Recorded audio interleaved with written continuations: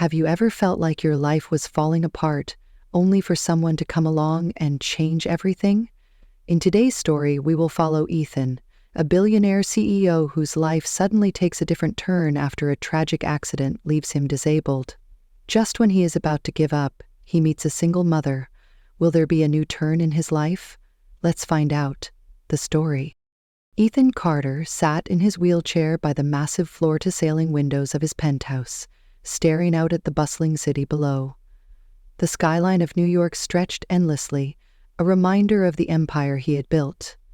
At just 32, Ethan was the CEO of Carter Innovations, a tech company that had revolutionized the way people connected. But none of that mattered anymore. Not since the accident. 3 years ago, Ethan had been at the top of his game, young, ambitious, and unstoppable.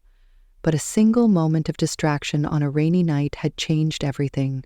The car crash had left him paralyzed from the waist down, and with it, his life had come to a screeching halt. The once charismatic leader now lived in isolation, running his company from behind a screen, avoiding the world that he felt had abandoned him. Ethan's days were monotonous. Meetings, emails, and the occasional physical therapy session filled his schedule, but his nights were the worst. The silence of his penthouse was deafening, and the memories of what he had lost haunted him. His fiancée, the woman he thought would stand by him through anything, had left shortly after the accident. Friends drifted away, unsure of how to handle his new reality. He had everything money could buy: luxury, power, influence, but none of it could fill the void. Ethan had convinced himself that people only cared about him for what he could offer, not for who he was, and so he shut them out. Across town, in a small, cozy apartment, Lila Bennett was rushing to get her 6-year-old son Oliver ready for school. Lila, 28, was a single mother, juggling 2 part-time jobs while pursuing a degree in psychology. Her mornings were a whirlwind of packing lunches, finding missing shoes, and making sure Oliver didn't forget his homework. Despite the chaos, Lila always found time to smile. Life hadn't been easy for her, but she believed in finding joy in the little things. Whether it was baking cookies with Oliver or helping a neighbor carry groceries, Lila's kindness was her superpower. Her dream of becoming a psychologist stemmed from her own struggles. She wanted to help people who felt lost, who thought they didn't matter. It was a long road, balancing work, school, and motherhood, but Lila was determined. Oliver, with his boundless energy and vivid imagination, was her anchor. He loved drawing, especially superheroes, and often declared that his mom was the greatest superhero of all. That morning, as Lila walked Oliver to school, she noticed a man in a wheelchair struggling to get through the door of a nearby cafe. Without hesitation, she rushed over to help. "Here, let me get that for you," she said, holding the door open. The man looked up, his piercing blue eyes meeting hers. He hesitated for a moment before nodding. "Thanks," he muttered, wheeling himself inside. Lila didn't think much of it. She had always believed in helping others, no matter how small the gesture. But for Ethan, that brief interaction lingered in his mind. It wasn't pity he saw in her eyes. It was something else. Something he hadn't seen in a long time. Ethan Carter rarely left his penthouse. The world outside felt too overwhelming, too full of reminders of what he had lost. But that morning, something inside him stirred a need to escape the suffocating silence of his home. He decided to visit a small cafe near the park, a place he hadn't been to in years. The cafe was modest, tucked between a bookstore and a flower shop. It wasn't the kind of place Ethan usually frequented, but he remembered it fondly from his pre-accident days. As he approached the entrance in his wheelchair, he realized the door was heavier than he anticipated. He struggled for a moment, his frustration mounting. "Here, let me help you," a soft voice said. Ethan looked up to see a young woman with warm brown eyes and a kind smile. She held the door open effortlessly, her son standing beside her, clutching a brightly colored backpack. "I've got it," Ethan said curtly, his pride stinging. But the woman didn't flinch. "It's no trouble," she replied, her tone gentle but firm. Ethan wheeled himself inside, muttering a quick thanks under his breath. He found a table near the window and tried to shake off the encounter. Lila Bennett watched the man roll away, her heart aching slightly. She could sense his discomfort, his reluctance to accept help. She had seen that look before on people who had been hurt, who had built walls around themselves to keep others out. "Mom, who was that?" Oliver asked, tugging at her sleeve. "I don't know, sweetheart," Lila replied, ruffling his hair. "Just someone who needed a little help." Oliver tilted his head, his curious eyes following the man in the wheelchair. "He looks like a superhero," he said matter-of-factly. Lilia laughed softly. "Why do you think that?" "Because superheroes are strong, even when they're hurt," Oliver said, as if it were the most obvious thing in the world. Lila smiled, her son's words lingering in her mind as they left the cafe. Inside, Ethan sat at his table, staring at the window but unable to focus. The woman's kindness had caught him off guard. He wasn't used to people treating him like that, like he was just another person, not someone to be pitied or avoided. As he sipped his coffee, he noticed the woman and her son walking past the window. The boy turned and waved at him, a big grin on his face. Ethan hesitated, then raised his hand in a small wave back. For the first time in a long while, he felt a flicker of something he couldn't quite name. The next day, Ethan found himself back at the cafe. He told himself it was for the coffee, but deep down, he knew it was more than that. He wanted to see if the woman and her son would return. Sure enough, they did. Lila walked in, balancing a tray of drinks, while Oliver chattered excitedly about his day at school. Ethan watched as she moved with ease, her smile lighting up the room. "I again," Lila said as she passed his table. Ethan nodded, unsure of what to say. Oliver, however, had no such hesitation. He walked right up to Ethan and pointed at his wheelchair. "Is that your supercar?" he asked, his eyes wide with curiosity. Ethan blinked, caught off guard by the question. No, it's just a wheelchair," he said. "But it's cool," Oliver insisted. "You look like a superhero in it." Ethan couldn't help but chuckle. "A superhero, huh? I don't think I've ever been called that before." "Well, you are," Oliver said confidently. Lila hurried over, her cheeks flushing. "Oliver, don't bother him," she said, gently pulling her son back. "It's fine," Ethan said, surprising himself. "He's got quite the imagination." Layla smiled apologetically. "He's always been like that. Sorry if he's being too forward." "Not at all," Ethan replied. For the first time in years, he felt a genuine smile tug at his lips. As the days passed, Ethan found himself returning to the cafe more often. Each time he hoped to see Lila and Oliver. Their presence brought a warmth he hadn't felt in years. Lila's kindness and Oliver's innocence began to chip away at the walls Ethan had built around himself.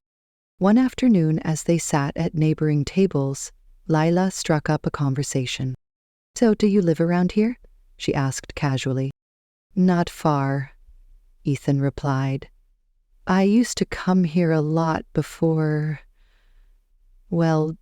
things changed." Lila nodded, sensing the weight behind his words. "It's a nice place, quiet but cozy." Ethan glanced at her, wondering why she was so easy to talk to. "What about you? Do you work nearby?"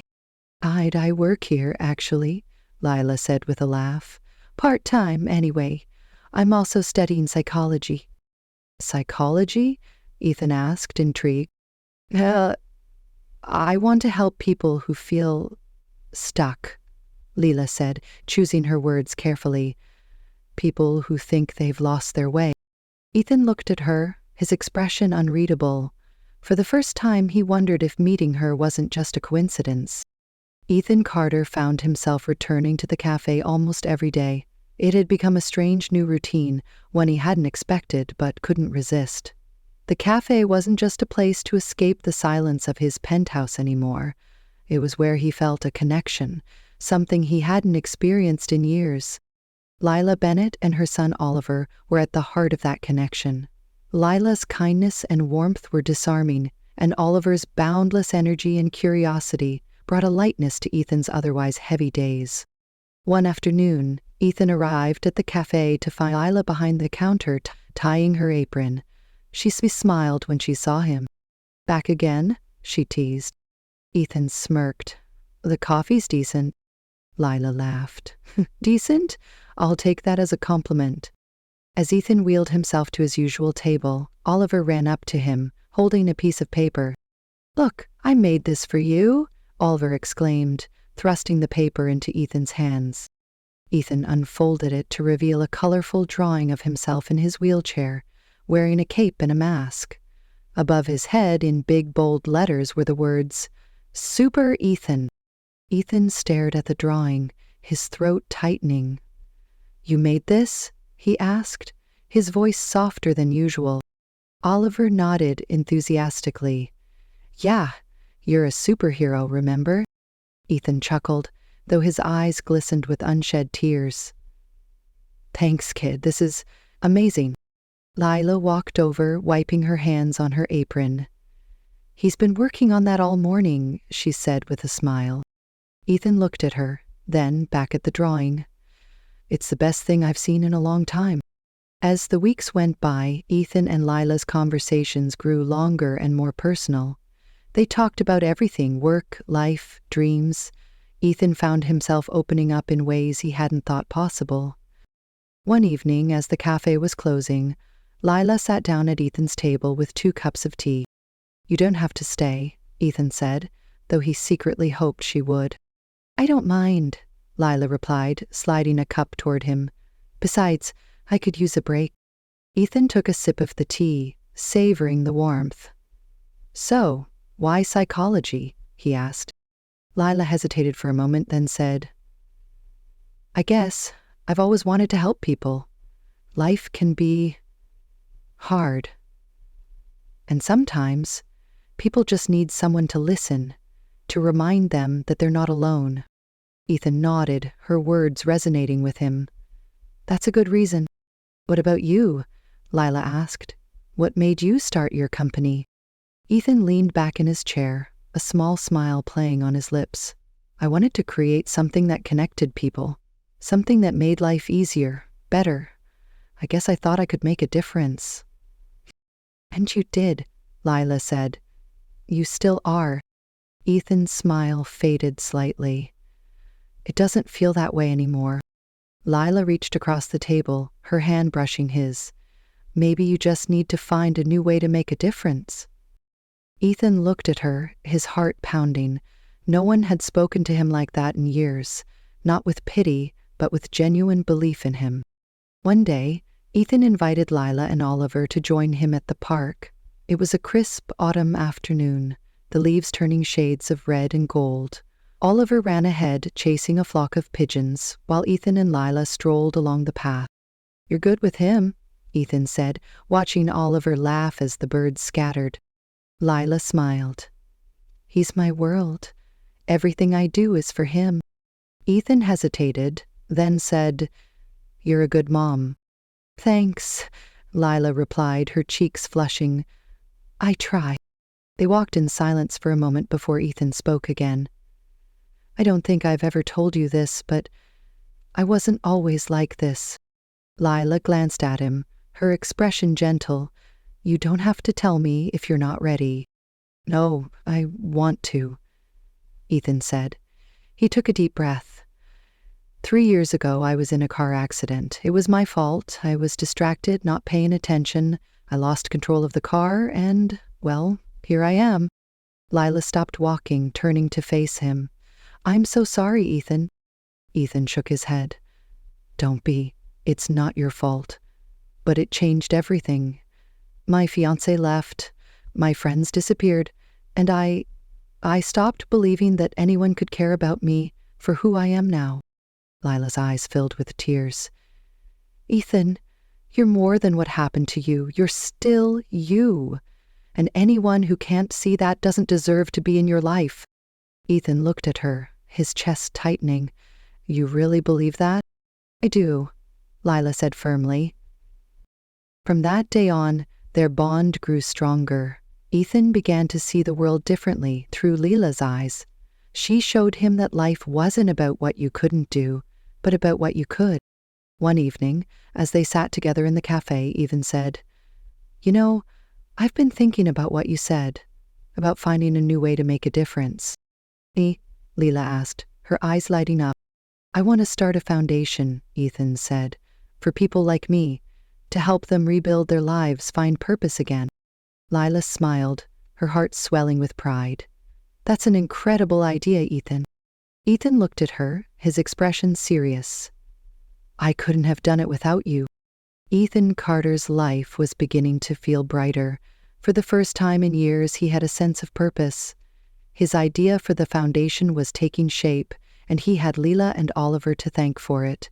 Spending time with them had become the highlight of his days, and he found himself looking forward to every moment they shared. But just as things seemed to be falling into place, a storm was brewing, one that neither Ethan nor Lila saw coming. One afternoon, Ethan was in his office, reviewing applications for the foundation's first round of grants. His assistant handed him a folder, explaining that it contained a list of applicants who had submitted requests for financial aid. Ethan flipped through the pages, his heart sinking when he saw a familiar name, Lila Bennett. Her application detailed her struggles as a single mother, her part-time jobs, and her dream of finishing her psychology degree. She had requested a modest amount to cover tuition and childcare expenses. Ethan's chest tightened. He couldn't believe it. Was this why she had been so kind to him? Was it all just a ploy to get money from his foundation? The thought stung more than he wanted to admit. He had let his guard down, allowed himself to trust her, even care for her, and now it felt like a betrayal. The next day, Ethan went to the cafe, his emotions simmering just beneath the surface. Lila greeted him with her usual warm smile, but he couldn't bring himself to return it. "Is everything okay?" she asked, sensing his tension.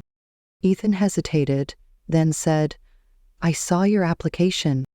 Leela blinked, confused. "My application?"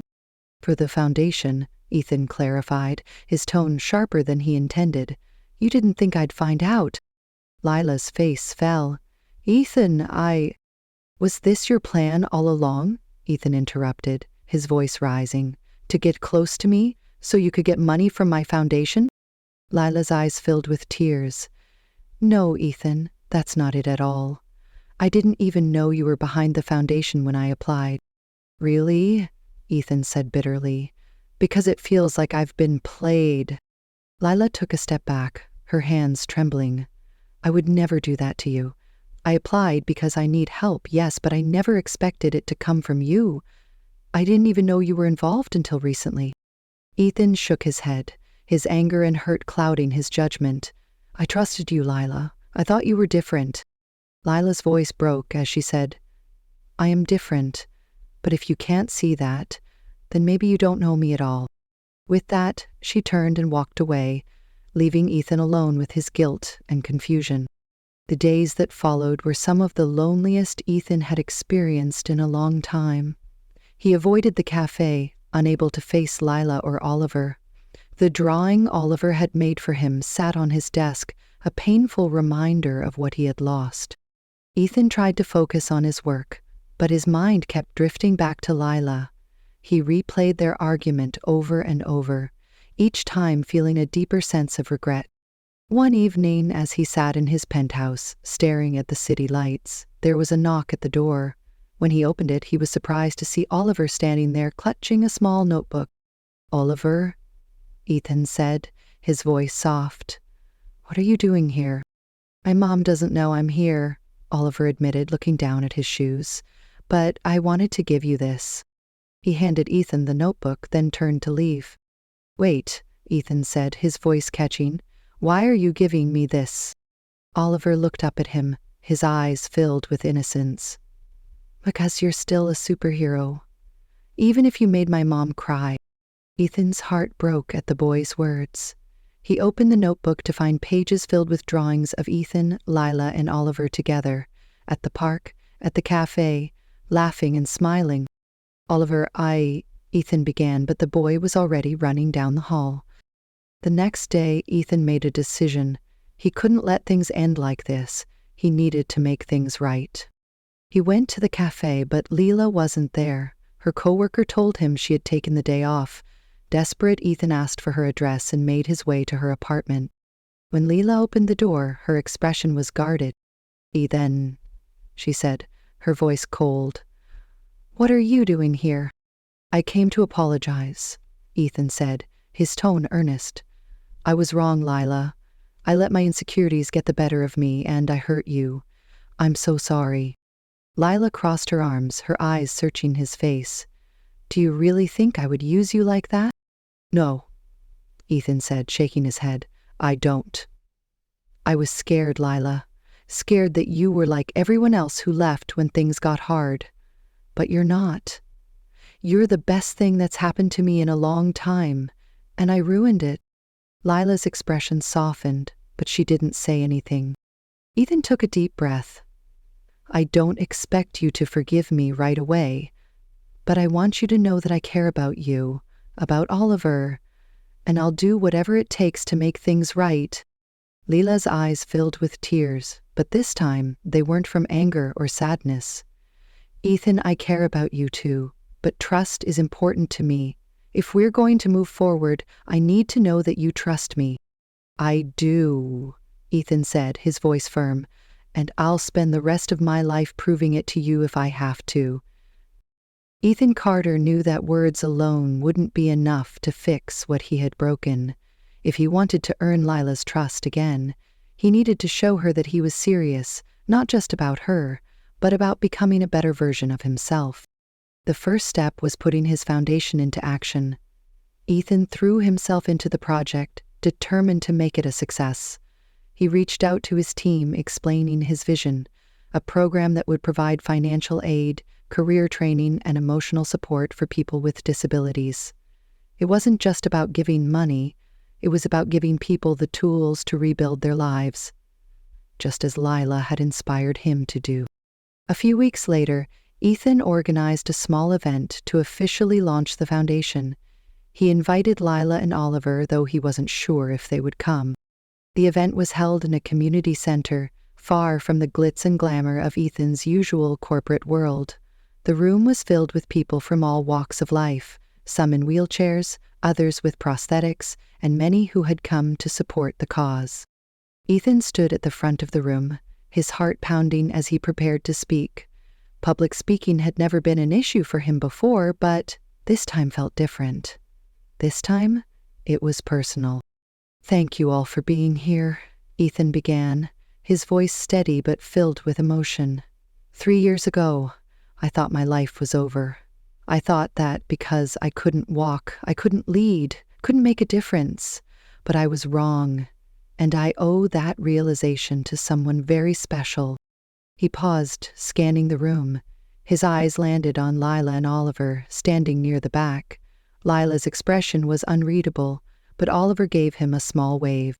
"This foundation isn't just about me," Ethan continued. "It's about all of us. It's about proving that no matter what challenges we face, we can still find purpose, still make an impact. And it's about the people who believe in us, even when we don't believe in ourselves." The room erupted into applause, but Ethan's focus was on Lila. She gave him a small, tentative smile, and his heart swelled with hope. After the event, Ethan approached Lila and Oliver. "Thank you for coming," he said, his voice soft. Lila nodded. "It was a beautiful speech, Ethan, and the foundation, it's incredible." "I couldn't have done it without you," Ethan admitted. "You're the one who made me believe I could still make a difference." Lila looked at him, her eyes searching his face. "You've come a long way, Ethan. I can see how much this means to you." "It does," Ethan said. "But it's not just about the foundation. It's about you and Oliver. You've both changed my life in ways I can't even explain, and I want to be a part of yours if you'll let me." Oliver tugged on Lila's sleeve. "Mom, can we, please?" Lila laughed softly, brushing a tear from her cheek. "You're lucky he likes you so much," she said, her voice teasing, but warm. Ethan smiled, his heart lighter than it had been in years. I'm the lucky one. From that day forward, Ethan made it his mission to prove to Lila that he was serious about their future. He spent more time with her and Oliver, not just at the cafe but in their everyday lives. He helped Oliver with his school projects, joined them for picnics in the park, and even learned how to bake cookies under Lila's patient guidance. Lila, in turn, began to let her guard down. She saw the effort Ethan was putting in, not just for her but for himself. He was no longer the man who hid behind his walls of self-pity and doubt. He was becoming someone she could trust, someone she could love. It was a crisp winter afternoon and the park was blanketed in a soft layer of snow. Ethan Carter sat in his wheelchair watching as Oliver ran ahead, his laughter echoing through the air. Lila walked beside Ethan, her hands tucked into her coat pockets, a peaceful smile on her face. The past few months had been transformative for all of them. Ethan's foundation was thriving, helping dozens of people find hope and purpose again. But more importantly, he had found a family in Lila, and Oliver a family he never thought he would have. As they reached a bench near the frozen pond, Lila sat down, brushing snow off the seat. Ethan turned to her, his breath visible in the cold air. "Lila," he began, his voice steady but filled with emotion. "I've been thinking a lot about how much my life has changed since I met you and Oliver." Lila tilted her head, her eyes soft. "Ethan, you've changed our lives too. You've given us so much more than you realize." Ethan shook his head. "No, Lila, you're the one who gave me everything. You showed me that I'm more than my wheelchair, more than my past. You made me believe in myself again." Lila's eyes glistened with unshed tears. Ethan reached into his coat pocket and pulled out a small velvet box. Lila's breath caught as he opened it, revealing a simple but elegant ring. "I know I'm not perfect," Ethan said, his voice trembling slightly, "and I know I've made mistakes. But I also know that I love you, Lila, and I love Oliver. You're my family, and I want to spend the rest of my life proving that to you." Lila's hand flew to her mouth, her tears spilling over. "Will you marry me?" Ethan asked, his blue eyes searching hers. For a moment, Lila was too overwhelmed to speak. Then, with a radiant smile, she nodded. "Yes, Ethan. Yes, I'll marry you." Oliver, who had been busy building a snowman nearby, ran over when he saw the two of them hugging. "What's going on?" he asked, his face scrunched in confusion. Ethan grinned, pulling Oliver into the hug. "Your mom just said yes to being my wife. What do you think about that?" Oliver's eyes lit up. "Does that mean you'll be my dad?" Ethan's throat tightened and he nodded. "If you'll have me." Oliver threw his arms around Ethan's neck. "Best day ever." Lila laughed through her tears, wrapping her arms around both of them. In that moment, surrounded by the quiet beauty of the snow-covered park, they felt like the world had finally fallen into place. Months later, Ethan and Lila stood together at the grand opening of the Foundation's new headquarters. The building was designed to be fully accessible, a symbol of hope and inclusivity. Ethan gave a short speech thanking everyone who had supported the Foundation's mission, but as he looked out at the crowd, his gaze landed on Lila and Oliver, standing in the front row. "They say that when you lose something, life has a way of giving you something even better," Ethan said, his voice steady. "For me, that something better is my family. Lila and Oliver, you've given me a reason to keep going, to keep fighting, and for that, I'll always be grateful." The crowd erupted into applause, but Ethan only had eyes for Lila, who smiled at him with all the love in the world. Life is full of challenges, but it's also full of love, hope, and second chances. Ethan, Lila, and Oliver's journey reminds us that no matter how broken we feel, there is always a way to heal with the right people by our side.